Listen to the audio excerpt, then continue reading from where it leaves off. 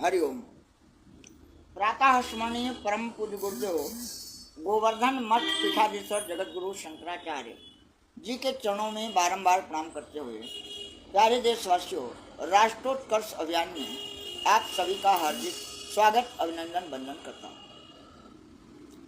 जैसा कि आप सभी को मालूम है कि 15 अगस्त 1947 को सत्ता हस्तांतरण संधि करके और ब्रिटेन की सरकार चलाने का ठेका भारत के गद्दार नेताओं को दिया गया और उस समय ब्रिटेन की सरकार के द्वारा अपनी कंपनी भारतीय रिजर्व बैंक के नाम से स्थापित करके भारत के नागरिकों को जो रुपया दिया जाता था उस रुपये पर लिखा जाता था, I promise to the bearer on demand the sum of 100 rupees, 50 rupees, 10 rupees and 2 rupees. लेकिन भारत की सरकार ने 1968 में भारत को पूर्ण रूप से ब्रिटेन के समर्थकों के द्वारा लूटने और कंगाल बनाने का जो अभियान शुरू किया उसका आपको अध्ययन करने की आवश्यकता है। जब आप उसका अध्ययन करेंगे तो आपको पता लगेगा कि भारतवर्ष के अंदर लोकसभा और राज्यसभा में सभी पार्टियों के सांसदों की जो सेलेक्ट कमेटी बनाई गई उसकी रिपोर्ट लोकसभा में 12/8/1968 को प्रस्तुत की गई और 13/8/1968 को यह बिल पारित किए गए, जिसमें आपको मालूम होना चाहिए कि salary allowances and other amenities to member of the parliament ये निश्चित किया गया। इसके बाद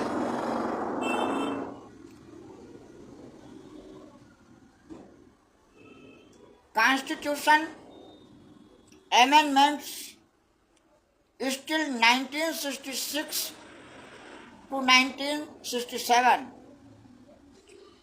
की रिपोर्ट 22/7/68 को प्रस्तुत की गई और इसके बाद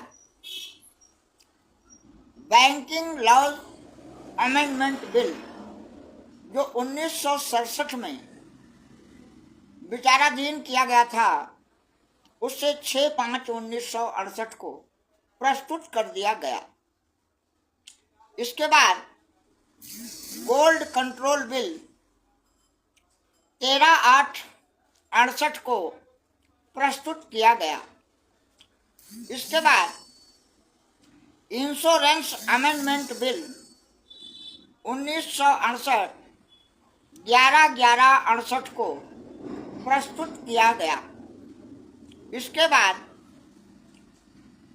criminal and elections law amendment bill 2/17/68 को प्रस्तुत किया गया और इसके बाद union territories separation of judicial and executive functions bill 1968 10/12/1968 को प्रस्तुत किया गया।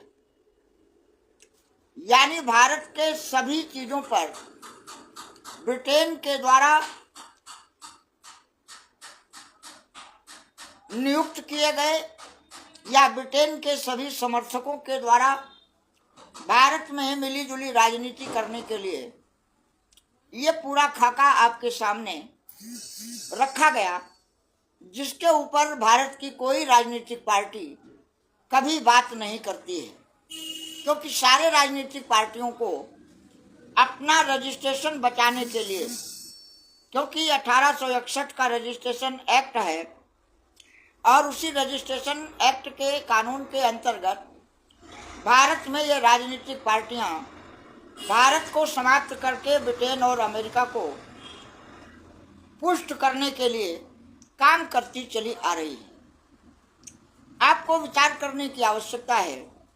यह है गोल्ड कंट्रोल बिल।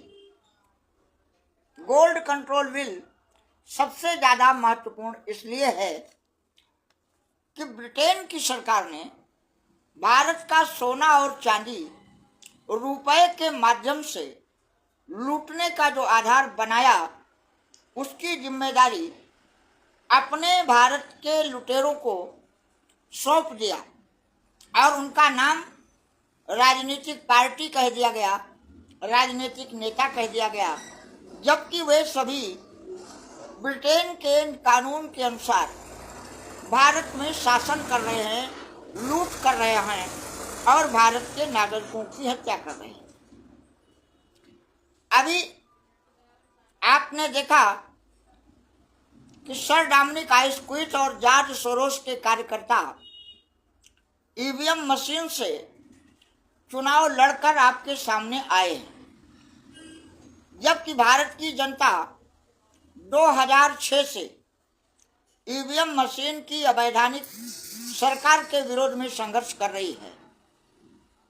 लेकिन चूंकि भारत की जनता गुलाम है और नेता ब्रिटेन और अमेरिका के लिए काम करते हैं, इसलिए उनके साथ गवर्नमेंट ऑफ इंडिया 1935 का बनाया हुआ ब्रिटेन के प्रशासनिक अधिकारी सहयोग करते हैं और ब्रिटेन के ये सहयोगी भारत की जनता का उत्पीड़न करते हैं, शोषण करते हैं, दमन करते हैं, कोर्टों में बैठकर और प्रशासन की कुर्सी पर बैठकर। यह सर्वविदित है। भारत के सामने न्यू वर्ल्ड ऑर्डर लाया गया, वैक्सीन से लाखों लोगों की हत्या कराई गई, जलवायु परिवर्तन करके भारत की नस्ल और फसल और प्रकृति को नष्ट करने का काम डंके की चोट पर किया जा रहा है और अब भारत के लोगों को एक एक नए पैसे के लिए मजबूर करने का जो षड्यंत्र किया गया है, उसका नाम है नकली मुद्रा, CBDC एक्ट। और उस CBDC एक्ट के माध्यम से आपको असहाय कर दिया जाएगा और उसकी कंट्रोल इंटरनेट के पास होगी। जब इंटरनेट काम करेगा तो आपका मोबाइल काम करेगा और इनके फर्जी अंक का प्रयोग आप कर सकोगे। लेकिन जब आप इनके खिलाफ बोलोगे तो आपका इंटरनेट बंद कर दिया जाएगा। जैसे आज पूरे देश में अखंड हिंदू राष्ट्र मोर्चा के कार्यकर्ताओं का वीडियो रोका जा रहा है, उनको बोलने से रोका जा रहा है, उनके वीडियो को शेयर करने से रोका जा रहा है। यानी सारी ताकत ब्रिटेन की कोर्ट, कानून, प्रशासन और सरकार मिलकर किस तरीके से भारत के नागरिकों का जीवन अस्त व्यस्त कर रही है, वह सर्वविदित है। अभी लोकसभा में जो ईवीएम से चुनाव हुआ, उसके परिणाम को आपने देखा और अभी हाल ही में जिस तरीके से हरियाणा में ईवीएम की सरकार बनाई गई, महाराष्ट्र में ईवीएम की सरकार अभी नहीं बन पा रही है, उसका एक दिलचस्प पहलू मीडिया के माध्यम से आपके समक्ष आया है। एक गांव है जहां पर 2000 मतदाता हैं, वहां पर 1900 वोट ईवीएम मशीन में डाले गए और ईवीएम मशीन ने वहां पर भारतीय जनता पार्टी के प्रत्याशी को वो वोट ट्रांसफर कर दिए। 2000 लोगों को कांटेक्ट करना कोई बड़ी बात नहीं है। इसलिए शरद पवार के लोगों ने जब घर घर जाकर हर व्यक्ति से इस बात की जानकारी कर ली कि हमको सबसे ज़्यादा वोट देने वाले लोग हैं और हमारा कैंडिडेट हार गया है, तो उन्होंने ईवीएम मशीन का एक डेमो लोगों के सामने प्रस्तुत करने का कार्यक्रम आयोजित किया और ये निश्चित किया गया कि ईवीएम के द्वारा कैसे ब्रिटेन के गद्दार नेता भारत की जनता का वोट लूटकर शासन कर रहे हैं, कंगाल भारत में अब तबाही अभियान चलाने वाले हैं।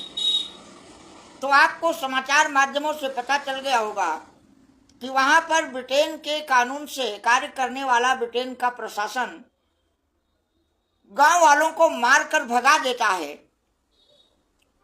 वहां पर बैलेट पेपर से परीक्षण करने की इजाजत ब्रिटेन का प्रशासन भारत में नहीं दे रहा है। यह बात हमारी समझ में आ जानी चाहिए।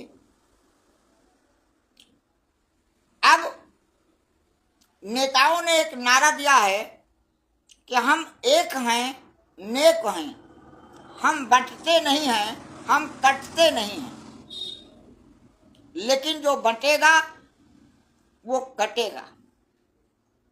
ये खुला चैलेंज आपको मीडिया के द्वारा दिया जा रहा है। इसका मतलब क्या है? इसका मतलब है कि लोकसभा में, राज्यसभा में सारे नेता एक हैं।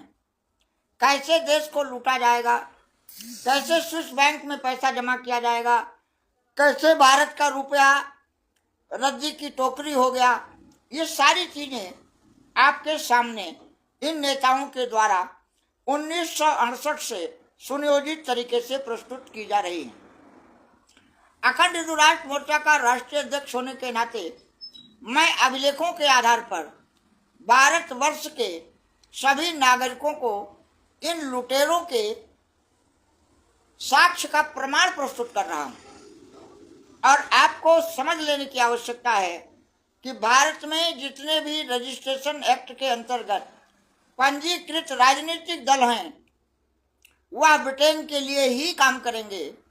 आपके बीच में किसी भी प्रकार का नारा दे सकते हैं, लुभावना संदेश दे सकते हैं, लेकिन जब तक भारत में ब्रिटेन की अदालत है, कोर्ट है, जब तक भारत में ब्रिटेन के कानून से काम करने वाला प्रशासन है और ब्रिटेन के लिए काम करने वाले नेता हैं, तब तक न आपकी शिक्षा बचेगी, न संस्कार बचेगा, न चरित्र बचेगा, न चिंतन बचेगा, न जमीन बचेगी, न घर बचेगा, न आपका प्राण बचेगा। यह बात आपको स्पष्ट रूप से समझ लेने की आवश्यकता है। भारत के अंदर चुनाव होने वाला है, तमाम राजनीतिक पार्टियां चुनाव लड़ रही हैं। चुनाव हो जाने के बाद ये ईवीएम में धांधली हो गई, ईवीएम गड़बड़ हो गया, ईवीएम से ये हो गया, ईवीएम से वो हो गया, और उसके बाद सारे नेता मिल करके ये तय कर लेते हैं कि भाई जो ईवीएम से जीत कर आए हैं किसको कितनी सरकार दी जाएगी, सरकार के द्वारा कितनी सुविधाएं दी जाएंगी, कितने मंत्री बनाए जाएंगे, कितने लोगों को चेयरमैन बनाया जाएगा, कितने लोगों को ब्रिटेन के लिए काम करने का पूरा अवसर प्रदान किया जाएगा और उनके द्वारा जनता का उत्पीड़न, शोषण, दमन और हत्याएं की जाएंगी। ये अभियान पूरे देश में आपको देखने को मिल रहा होगा। नरेंद्र दामोदर दास मोदी के नेतृत्व में नेताओं ने कह दिया है कि ना हम बटेंगे ना कटेंगे। जनता बटी है और वो कटेगी। यह स्पष्ट संदेश आपको मिल चुका है। अब अगर आपको भारत में जीवित रहना है तो या तो इन नेताओं के खिलाफ आपको संगठित होकर के और इन्हें सत्ता से हटाने का संकल्प करना होगा, और या तो भारत के हर हिंदू मुसलमान को गाय और सूअर की मांस खाते हुए स्वाभिमान के साथ विभिन्न राजनीतिक पार्टियों का कार्यकर्ता बनकर झंडा उठाए रखना होगा। इसके अलावा कोई विकल्प आपके सामने अगर है तो आप हमारे संपर्क सूत्र 630 65 45 155 पर बता सकते हैं। मैंने दीपावली के दिन भारत के सभी नागरिकों का आह्वान करते हुए निवेदन किया कि भारत का कोई भी नागरिक मंत्री हो, संतरी हो, नेता हो, अभिनेता हो, मुख्यमंत्री हो, गवर्नर हो, कलेक्टर हो, कमिश्नर हो या किसान मजदूर आदमी हो, हमारे किसी भी कार्यकर्ता को पूरे देश में 2 रुपए, 5 रुपए, 10 रुपए का नोट जो हमारे देश में 1967 तक लोगों को दिया जाता था, 1968 में हमारे हाथ में लोकसभा और राज्यसभा में देश के सभी राजनीतिक नेताओं ने संगठित होकर जो षड्यंत्र किया, और उस षड्यंत्र पर आज तक भारत की मीडिया नहीं बोली, किसी नेता या पार्टी के बोलने का प्रश्न ही नहीं उठता है, क्योंकि उसमें सारे लोगों को हिस्सा मिल रहा है। नरेंद्र दामोदर दास मोदी ने कहा, सबका साथ, सबका विकास और भारत का सर्वनाश। ये उन्होंने डंके की चोट पर मीडिया में घोषित कर रखा है। अब जिनको भारत के अंदर रहना है उनको विचार करना होगा कि जिन लोगों के पास हाथ में केवल ब्रिटेन का गारंटी पत्र है, और वो गारंटी पत्र आज की तारीख में केवल आपका पड़ोसी नेपाल लेता है, और वो नेपाल पर पूरा चीन का कब्जा हो चुका है। उसके अलावा आपका रुपया, जो रुपया नहीं है, गारंटी पत्र है, कागज का टुकड़ा है, दुनिया का कोई देश नहीं लेता है। तो जिनके पास डॉलर नहीं है, जिनके पास पाउंड नहीं है, जिनके पास रियाल नहीं है, जो इसी गारंटी पत्र के आधार पर जीवित हैं, वो कहाँ भाग कर जाएंगे। और इसी के लिए सरकार के द्वारा CBDC एक्ट लाया जा रहा है और जलवायु परिवर्तन किया जा रहा है।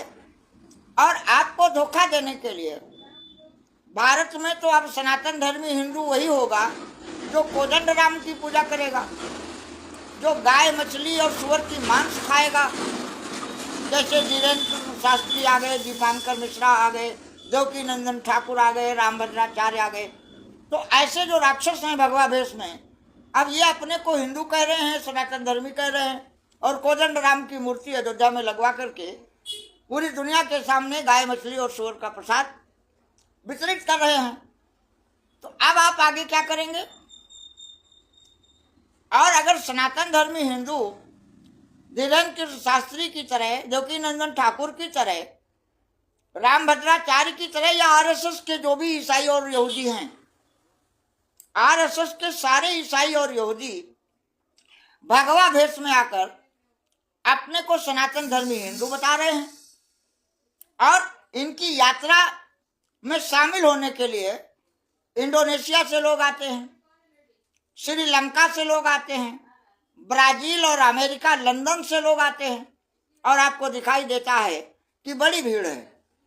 भीड़ तो है, लेकिन देश के नागरिकों की नहीं है, हिंदुओं की नहीं है। यह भीड़ ईसाइयों की है और यहूदियों की है। तो आगे क्या होगा।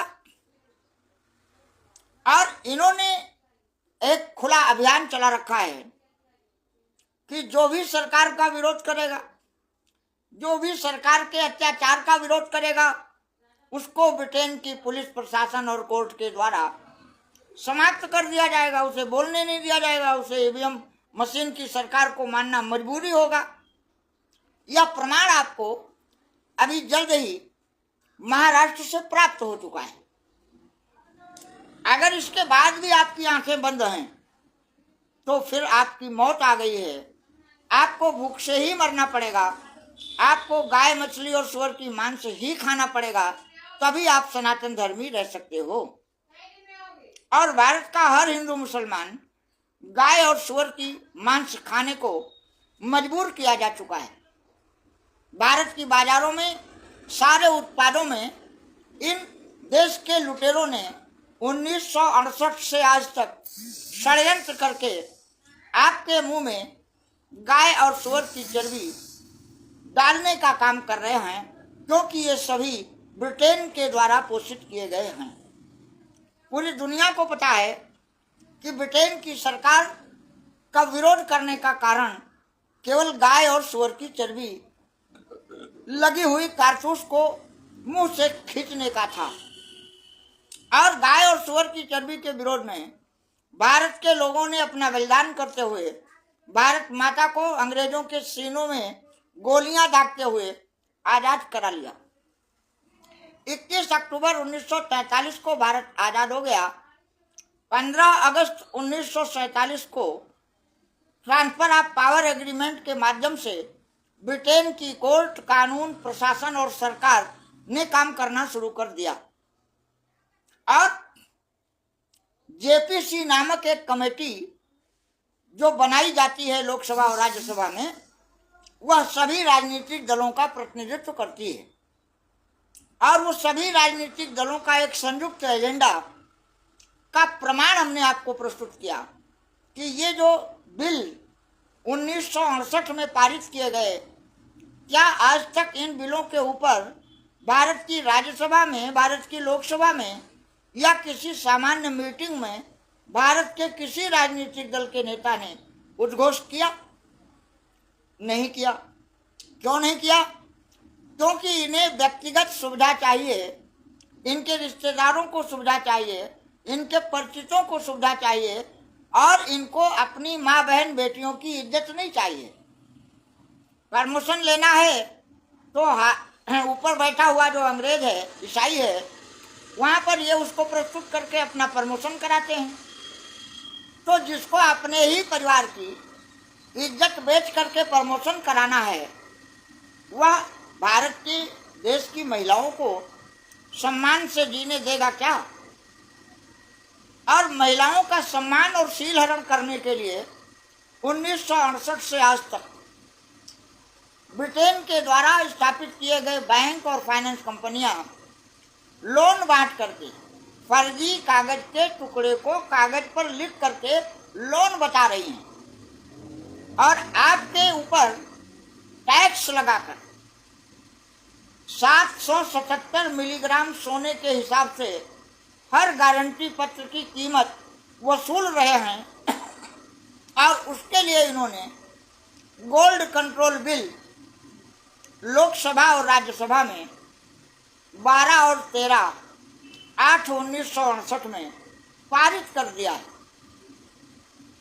क्या आपको भारत की किसी मीडिया चैनल के द्वारा यह वक्तव्य दिखाया जाएगा? नहीं दिखाया जाएगा।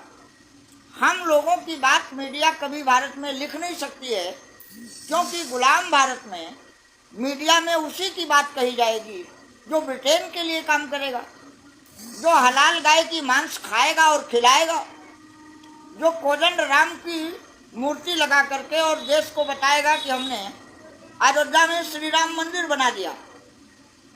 तो ऐसे ईसाई और यहूदियों के द्वारा मीडिया प्रचार करेगी और आप गाय और सूअर की मांस खाते हुए भी सनातन धर्मी हिंदू बने रहेंगे।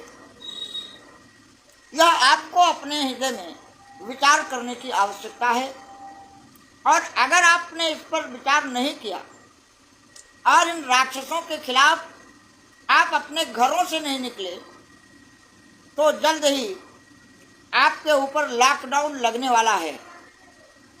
वायरल का षड्यंत्र हरियाणा के शिक्षा मंत्री के द्वारा शुरू कर दिया गया है और देश की सरकार को इंटेलिजेंस के द्वारा ये पता लग चुका है कि ईवीएम मशीन से चुने गए नेताओं को भारत का बच्चा बच्चा नेता मानने को तैयार नहीं है। भारत का हर नागरिक इन देश के लुटेरे गद्दार षड्यंत्रकारियों के खिलाफ संगठित हो रहा है और उस संगठन शक्ति को छिन्न भिन्न करने के लिए ये आपके ऊपर लॉकडाउन जैसा षड्यंत्र करने ही जा रहे हैं। आपको अपने हृदय में गंभीरता से विचार करना होगा, चिंतन करना होगा, जागना होगा और संगठित होना होगा तथा भारत माता को, गौ माता को, भारत के गरीब मजदूर किसानों को, हिंदुओं को, मुसलमानों को संगठित होकर के और भारत को आज़ाद कराना होगा। ब्रिटेन और अमेरिका के दलालों को, ब्रिटेन की कोर्ट, कानून, प्रशासन की व्यवस्था को समाप्त करके और सनातन सरकार के द्वारा भारत का संचालन करना होगा। भारत की सभी संस्थाएं मानवीय आधार पर मानवाधिकार की सीमा में रहकर ईश्वर, जीव और प्रकृति के सिद्धांत पर न्याय व्यवस्था, शिक्षा व्यवस्था, उद्योग धंधे और भारत के नागरिकों का चरित्र चिंतन और संस्कार सुरक्षित करना होगा। तभी इन आसुरी शक्तियों का अंत होगा और सनातन धर्म के आधार पर भारतवर्ष के अंदर श्री राम जन्मभूमि पर कोदंड राम के अतिरिक्त मर्यादा पुरुषोत्तम भगवान राम, उनके वामांग में माता जानकी, उनके बगल में लक्ष्मण और उनके साथ धर्म के अवतार भरत और शत्रुओं का नाश करने वाले शत्रुघ्न जी, ऐसे भव्य श्री राम मंदिर के निर्माण का कार्यक्रम चालू किया गया है। अखंड हिंदू राष्ट्र मोर्चा के कार्यकर्ता अयोध्या जी में श्री राम मंदिर के निर्माण का कार्य पूरा करने के लिए कटिबद्ध हैं और हर स्तर से आवश्यकता पड़ेगी तो अपना बलिदान करते हुए भी इस असुर राज्य को समाप्त करके और राम राज्य की स्थापना करेंगे। सनातन सरकार के द्वारा संपूर्ण विश्व को जो आज विनाश के कगार पर जा रही हैं, विकास के नाम पर सृष्टि को मिटाने का कार्य किया जा रहा है। पशु पक्षियों से लेकर और मनुष्यों की हत्या करने का जो राक्षसों के द्वारा अभियान चलाया जा रहा है, इस महाअभियान पर अंकुश लगा सकता है तो केवल अखंड हिंदू राष्ट्र मोर्चा लगा सकता है। अगर आप हमारे वीडियो से सहमत हैं तो वीडियो को शेयर करें, लाइक करें और अपने मोबाइल से हमारे संपर्क सूत्र 630 65 45 155 पर बताएं कि भारत के हर हिंदू मुसलमान को गाय और सूअर की मांस खा करके धर्मनिरपेक्ष सरकार चलाना है या स्वधर्म की रक्षा करते हुए अपने सीमा में मजहब और पंथ का पालन करते हुए सनातन धर्म के आधार पर संपूर्ण विश्व के कल्याण का मार्ग प्रशस्त करना है। आप अपने विचारों से हमें अवश्य अवगत कराएं और ये मत समझें कि कोई राजनीतिक पार्टियां अलग अलग कोई संगठन है। ये राजनीतिक पार्टियां केवल आपको बांटने और काटने के लिए ब्रिटेन और अमेरिका के द्वारा सर डोमिनिक आइसक्विथ और जॉर्ज सोरोस के नियंत्रण में काम कर रही है और भारत का सर्वनाश करने वाली आरएसएस के पास ईसाई मंच और मुस्लिम मंच के जो कार्यकर्ता हैं, ये ईसाई और यहूदी हैं।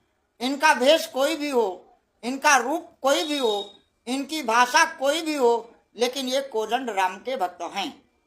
मर्यादा पुरुषोत्तम भगवान राम की सामाजिक, राजनीतिक, सांस्कृतिक विरासत को समाप्त करने वाले ये राक्षस आपके हितैषी नहीं हो सकते हैं।